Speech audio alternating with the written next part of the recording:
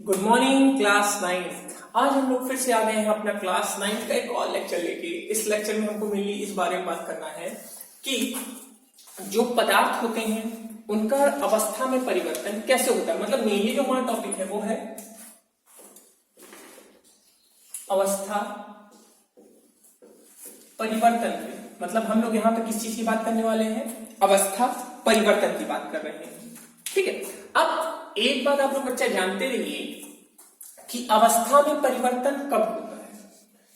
आप जानते हैं अगर हम कणों की बात करें तो सबसे ज्यादा जो कण पास में होते हैं वो होते हैं ठोस में, फिर होते हैं द्रव में और फिर अंत में होते हैं गैस में। ये चीज आप लोग जानते हैं, सबसे ज्यादा पास ठोस, द्रव और गैस।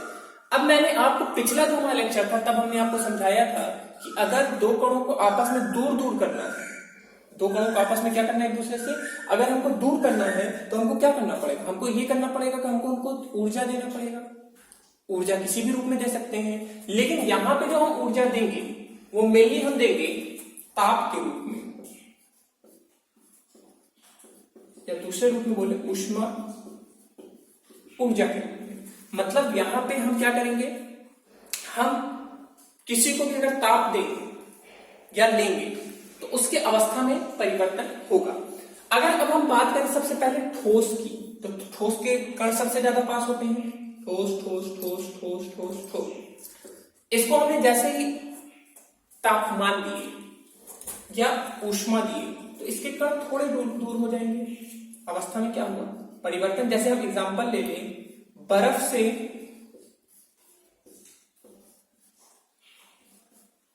से क्या बनना? बर्फ से पानी बनना। तो बर्फ आप रख देते हैं कहीं, हमने लिया क्या टेबल पे बर्फ रख दिया, बर्फ रखा है, थोड़ी देर बाद आप देखेंगे बर्फ हमारा क्या होने लगा? गलने लगा। क्यों गलने लगा? बर्फ हमारा इसलिए गलने लगा क्योंकि उसके अंदर ऊष्मा ऊर्जा के कारण जो उसके कण बहुत पास पास थे वो आपस में क्या हो गए? थोड़े दूर दूर हो गए। और कण दूर दूर हो गए तो उसके अवस्था में परिवर्तन हुआ। हमारा ठोस किस रूप में बदल गया? द्रव में बदल गया। हम द्रव को भी और ऊष्मा दिए, द्रव को हम ऊष्मा देते जा रहे हैं, तो एक वक्त ऐसा आएगा वो क्या बनने लगेगा? गैस बनने लगेगा। इसका एग्जांपल समझते हैं। हमने बर्फ लिया, हमको चाय बनानी है, हमारे पास पानी नहीं है तो हमने क्या लिया? बर्फ लिया। बर्फ को हमने केतली में रख दिया, उसको हमने ऊष्मा देना शुरू किया, ऊष्मा देते गए। एक वक्त ऐसा आएगा कि जो हमारा बर्फ वो क्या हो जाएगा? गल के पानी बन जाएगा। पानी बन गया, मतलब ठोस अवस्था से हमें कौन सी अवस्था मिल गई? द्रव अवस्था मिल गई। लेकिन अभी भी हमने उस चीज को खत्म नहीं किया। हमने अभी भी उस चीज को क्या नहीं किया? हमने उस चीज को अभी खत्म नहीं किया। हमने क्या किया? अभी भी हम उसको ऊष्मा देते जा रहे हैं। हम उसको ऊष्मा क्या करते जा रहे हैं? ऊष्मा हम देते जा रहे हैं, ऊष्मा देते जा रहे हैं। तो आप देखिए होंगे जब भी पानी को हम बहुत ऊष्मा देते हैं तो वो किस में बदलने लगता है? वो भाप में बदलने लगता है। तो हमारा अब कौन सी अवस्था से कौन सी अवस्था में गए? द्रव से गैस अवस्था में। ठीक है, अब देखिए यहाँ पे एक आप लोग टेबल एक डायग्राम देख रहे हैं, इसमें यही है कि हमने आपको तीन अवस्थाएं दिखा दी है, ठोस, द्रव और गैस। और ध्यान दीजिए हर चीज जो होती है वो अपनी अवस्था में परिवर्तन कर सकती है अगर उतनी मात्रा में उसको ऊष्मा दी जाए तो। ठीक है, तो अब यहाँ पे हर अवस्था में जब परिवर्तन होगा तो उसका एक नाम हमने दिया है। मतलब अगर ठोस द्रव में बदले, देखिए एरो बनाए इधर से इधर, मतलब ठोस द्रव में जाए तो क्या होगा? यहां पे गलन होगा। क्या होगा? हमारा गलन होगा। ठोस द्रव बना, यहां पे गलन हो गया और इस घटना को हमने क्या कहा? गलन कहा। ठीक है, द्रव गैस बना तो इस घटना का नाम हमने क्या दिया? वाष्पीकरण। नाम ध्यान रखिएगा क्योंकि हर घटना अलग चीज करती है, अवस्था अलग परिवर्तित होती है और हर एक का नाम अलग होता है। ठोस से द्रव बना तो गलन, द्रव से गैस बना तो वाष्पीकरण। अब इसी प्रोसेस को उल्टा कर देते हैं। गैस को हमने ठंडा करना शुरू किया। गैस गर्म था, ऊष्मीय ऊर्जा। देखिए एक चीज एक टर्म और हम यहाँ पे इंट्रोड्यूस करेंगे, गतिज ऊर्जा। क्या है? गतिज ऊर्जा। अगर आप लोग को ध्यान हो, हम लोग अपने फिजिक्स में क्लास 9 में पढ़े एक प्रकार का ऊर्जा, मैंने बताया ना, गतिज ऊर्जा। मतलब कोई वस्तु अगर चल रही है, उसके चलने के कारण उसमें जो ऊर्जा होगी उसको हम क्या बोलेंगे? गतिज ऊर्जा। तो देखिए, जिस तरह गतिज ऊर्जा वस्तुओं में होती है, उसी तरह कणों में भी गतिज ऊर्जा होती है। अब इसको समझते हैं, थोड़ा सा इस चीज को हमको समझना है। जैसे यहां पे हमने एक ठोस लिया, ठोस के कण बहुत पास है, हमने इसको देना शुरू किया गतिज ऊर्जा।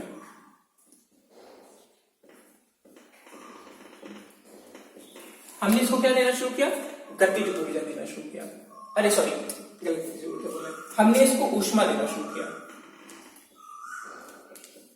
हम इसको क्या करना शुरू किया? ऊष्मा देना शुरू करें, इसको गर्म करना शुरू करें। जैसे जैसे हम इसको गर्म करते जाएंगे, हम जैसे जैसे इसको गर्म कर रहे हैं, गर्म करने के कारण जो कण है वहां पे हल्का हल्का उनमें ऊर्जा आने लगेगी। वो किस रूप में आने लगेगी? गतिज ऊर्जा। मतलब वो कंपन करने लगेंगे।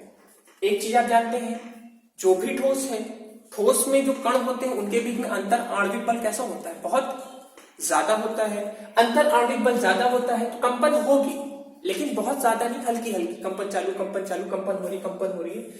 हमने ऊष्मा और बढ़ाया, ऊष्मा हमने क्या किया? थोड़ा और बढ़ाया, ऊष्मा और बढ़ाया तो कंपन हमारा क्या होगा? हमारा कंपन और बढ़ेगा।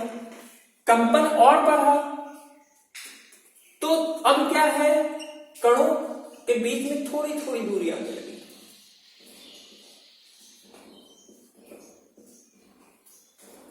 पहले और अब में क्या अंतर है? पहले कण बहुत पास पास थे, लेकिन अब क्या हो गए? जो कण थे वो थोड़ा दूर हो गए। और कण जब थोड़ा दूर हो गए तो यहां पे अवस्था परिवर्तन हो, क्योंकि आप भी जानते हैं ठोस में कण बहुत पास होते हैं, द्रव में उसकी अपेक्षा थोड़े दूर होते हैं। तो देखिए हुआ क्या अंतर? हमने इसको ऊष्मा दिया, ऊष्मा देने के कारण इनकी गतिज ऊर्जा बढ़ी। गतिज ऊर्जा मतलब वह ऊर्जा जिसके कारण कण हिलने लगते हैं। गतिज ऊर्जा बढ़ी तो गतिज ऊर्जा जो थी वो अंतर आणविक बल से ज्यादा हुई तो हमारा जो कण हुए थोड़े दूर हो गए और उनकी अवस्था में क्या हो गया? उनकी अवस्था में परिवर्तन हो गया। हमने और ऊष्मा दी, मतलब जब ये द्रव बन गया तो उसमें ऊष्मा हमने उसमें और ऊष्मा दी। ऊष्मा और दी तो आप भी जानते हैं ऊष्मा देने पे कणों में क्या होगा? कणों में कोई अंतर नहीं होगा, कणों में गतिज ऊर्जा बढ़ने लगेगा। मतलब जब भी हम किसी पदार्थ को ऊष्मा देंगे तो उनमें कोई अंतर नहीं होता है। उनमें क्या होता है? उनके कणों के अंदर गतिज ऊर्जा आ जाती है। गतिज ऊर्जा और बढ़ी, गतिज ऊर्जा बढ़ी तो और क्या हुआ? यहां पे कणों के बीच में और दूरी आने लगी। क्योंकि आप भी जानते हो जब आपको ताकत दी जाएगी तो आप क्या करोगे? आप आजाद हो जाओगे। आपके पास अगर मान लीजिए आपको मैंने सब कुछ दे दिया, गाड़ी है, बंगला है, हर चीज है आपके पास, दौलत है, शोहरत है, माँ भी है। अमिताभ बच्चन के पास क्या था? माँ नहीं था शायद, बाकी सब कुछ था, लेकिन आपको माँ भी दे दी है। मतलब A to Z जितनी चीजें, क्या और कुछ भी चाहते हैं? सब कुछ तो दे दिया आपके लाइफ में, जितनी चीजें थी सब दे दिया। तो अब जब आपको हमने सब कुछ दे दिया तो अब क्या कोई दिक्कत है? अब आपको कुछ चाहिए नहीं, आप आजाद हो गए। आपको जो मन कर रहा है आप कर रहे हो, आपको कोई बोलने वाला नहीं है, कोई आपको डांटने वाला नहीं है, कोई आपको समझाने वाला नहीं है। तो हमने इसको और गतिज ऊर्जा दी, कण और दूर हो गए। कण बेटा और दूर हो गए तो ये स्वतंत्र हो गए। अब क्या है? इनको क्या है? अब ये आजाद होने लगे। मतलब यहाँ पे अब ये क्या है? कण इधर जाने लगा, ये कण इधर जाने लगा। क्यों? क्योंकि अब इन सबके पास ऊर्जा है। तो अब इनका जो पथ था या जहां पे ये थे वो अनिश्चित हो गया और ये स्वतंत्र हो गए। तो ध्यान दीजिए, जब भी हम कोई चीज को अगर हम ऊष्मा देंगे तो उनकी गतिज ऊर्जा हमेशा क्या होगी? बढ़ने लगेगी। और ऊष्मा देंगे तो गतिज ऊर्जा घटेगी। गतिज ऊर्जा घटेगी। अब जैसे इसकी गतिज ऊर्जा, हमने इससे ऊष्मा लेना शुरू किया, ऊर्जा जब तक थी ये स्वतंत्र था, ऊर्जा हमने लेना शुरू किया, ऊर्जा लेना हमने शुरू किया तो फिर ये क्या होने लगा? फिर वापस अपने स्थान पे आना शुरू कर दिया, शांति से बैठने लगा। मतलब फिर क्या होगा? ये वापस गैस से द्रव बनेगा और ऊष्मा ले ले तो ये वापस क्या बन जाएगा?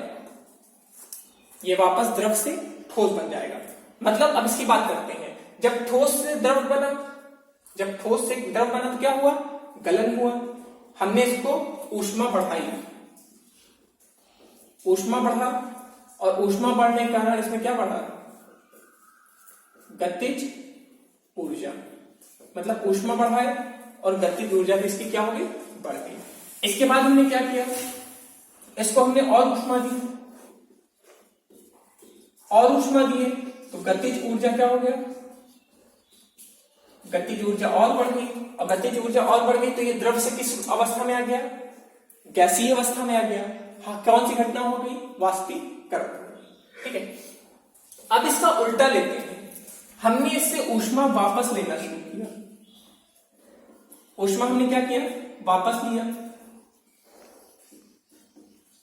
ऊष्मा वापस लिए तो हमने आपको बताया कि जब आपके पास ऊर्जा थी तो आप घूम रहे थे, टहल रहे थे, लेकिन हमने आपसे पैसा छीन लिया, हमने आपसे ऊर्जा छीन ली। ऊर्जा छीन लिए, शक्ति छीन ली, तो आपकी ऊर्जा भी कम होने लगी, गतिज ऊर्जा कम होने लगी। तो यहाँ पे क्या हुआ, गैस जो होता अब धीरे धीरे भाप बनने लगा। एग्जाम्पल आप लोग देखते होंगे, केतली के ऊपर जब भी आप ढक्कन रखते हैं तो वहां पे भाप आप देखते हैं हल्का हल्का कम होने लगता है। क्यों, जैसे मान लीजिए हमारी ये केतली है जिसमें हम चाय बनाते हैं और ऊपर एक प्लेट है। अब आप कहेंगे सर यहाँ पे तो पानी गर्म हो रहा है, यहाँ पे तो पानी खौल रहा है, हाथ डाल दो जला देगा, लेकिन ऊपर जो है वो तो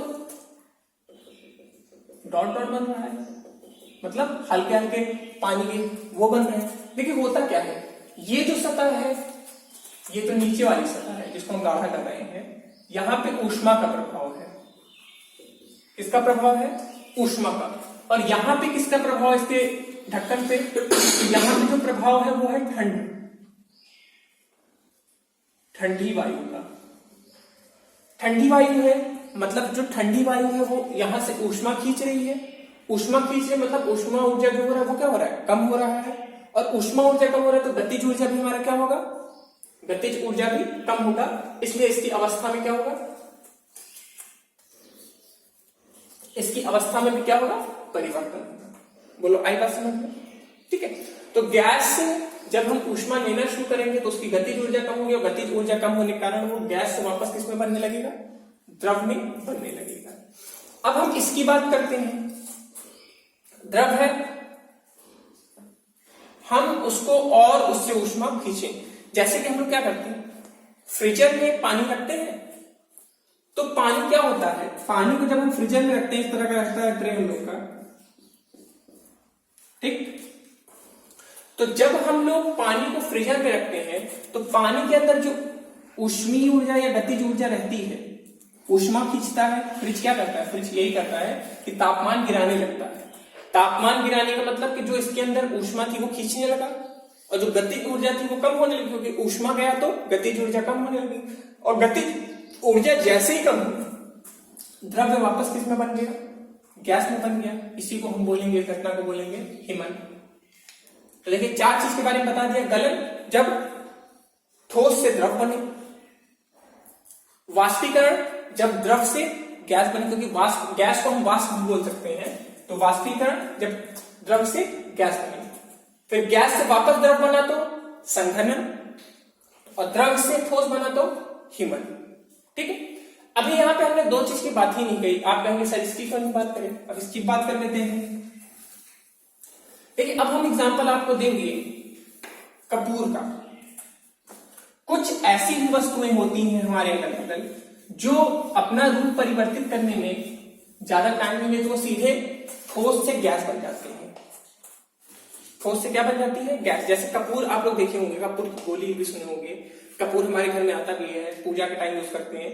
तो होता क्या है, जब हम कपूर को जलाते हैं तो जलाते नहीं है, कपूर को रखते हैं तो कपूर कभी भी ना ऐसा नहीं होता कि गलता है, क्योंकि जब कोई भी चीज को खुली वातावरण में रख देंगे तो उसके अंदर से ऊष्मा निकलने लगेगी, उसके अंदर ऊष्मा आने लगेगी, और ऊष्मा आने के कारण गतिज ऊर्जा क्या होने लगेगी, बढ़ने लगेगी।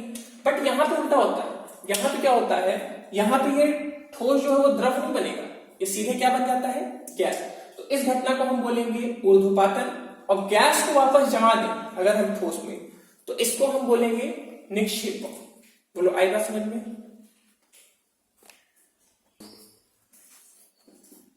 अब देखिए यहाँ पे ठोस से अगर कोई चीज द्रव बनेगा, ठोस से द्रव बनना है तो क्या चाहिए, इसको ठोस से द्रव बनाना है, इसको गर्म करना पड़ेगा। मतलब ठोस को गर्म करे तो वो द्रव बनेगा। और द्रव को और गर्म करे तो क्या बनेगा, गैस बनेगा। बोलो आई बात समझ में कि नहीं? ठोस को गर्म करे तो द्रव बना, द्रव को और गर्म करे तो गैस बना। अब इसको अगर वापस इसको अगर गैस को वापस द्रव बनाना है तो इसको हम क्या करेंगे, ठंडा करेंगे, तो द्रव को भी क्या करेंगे, ठंडा करेंगे। मतलब ये समझिए कि अगर अब इनको हम कणों के आधार पर समझते हैं, ठोस के कण बहुत पास होते हैं,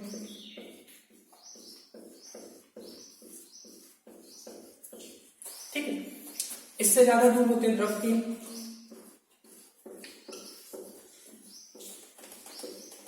और सबसे अधिक दूर होते हैं गैस के। इसमें थोड़ा और पास कर देते हैं, ठीक है। तो अब एक बात आप ध्यान रखिए कि जब कणों को दूर करना है तो ऊष्मा देनी है, ऊष्मा देंगे तो गतिज ऊर्जा हमारा क्या होगा, गतिज ऊर्जा बढ़ेगा। जब कणों को पास लाना है, कणों को दूर करना है, ऊष्मा दिए, गतिज ऊर्जा बढ़े, गतिज ऊर्जा होने के कारण दूर हो गया। पास लाना है, पास लाने के लिए हम क्या करेंगे, पास लाने के लिए हम करेंगे, पास लाने के लिए हम ये चीज करेंगे कि हम इनको क्या देंगे, हम इनको पास लाने के लिए हम इनको ठंडा करेंगे, इनसे ऊष्मा ले लेंगे। ऊष्मा ले लेंगे तो क्या होगा, ऊष्मा जब भी हम लेंगे तो इनकी गतिज ऊर्जा कम हो जाएगी और कण आपस में क्या हो जाएंगे, पास पास, ठीक है। तो यहाँ पे टोटली जो आज हमारा लेक्चर था या जो आज हम लोग बात करें, वहां यहाँ पे हमारे लेक्चर में 6 चीजें बहुत इंपॉर्टेंट है, 6 घटनाएं बहुत इंपॉर्टेंट है। जब कोई भी वस्तु ठोस से द्रव बनी तो जो घटना हुई उसको हम क्या बोलेंगे, गलन बोलेंगे। जब कोई वस्तु द्रव से गैस बनी, द्रव से गैस बनी तो उसे हम क्या बोलेंगे, वाष्पीकरण बोलेंगे। जब कोई वस्तु गैस से ठोस बनी तो उसे हम निष्पेक्षण बोलेंगे, निक्षेपण, ठीक है, निक्षेपण। तो ये 3 टर्म्स हो गए। अब फिर वापस चलते हैं, ठोस से कोई चीज गैस बनी, जिसका एग्जांपल मैंने आपको बताया ना, कपूर। कपूर क्या होता है, वो कभी द्रव नहीं बनता, वो सीधे क्या बन जाता है, गैस बन जाता है। तो इसे हम क्या बोलेंगे, ऊर्ध्वपातन। गैस से द्रव बना तो संघनन, और द्रव से ठोस बना तो हिमन। तो कुल मिला के यहाँ पे कितनी चीजें मिल गई हम लोग को, 6 घटनाएं मिल गई। इनको हम लोग प्रॉपरली याद रखेंगे। नेक्स्ट लेक्चर जो होगा उसमें हम इनसे रिलेटेड नोट्स बनाएंगे और उम्मीद करते हैं कि जो नेक्स्ट लेक्चर होगा उसी में हमारा ये चैप्टर भी क्या हो जाएगा, खत्म हो जाएगा।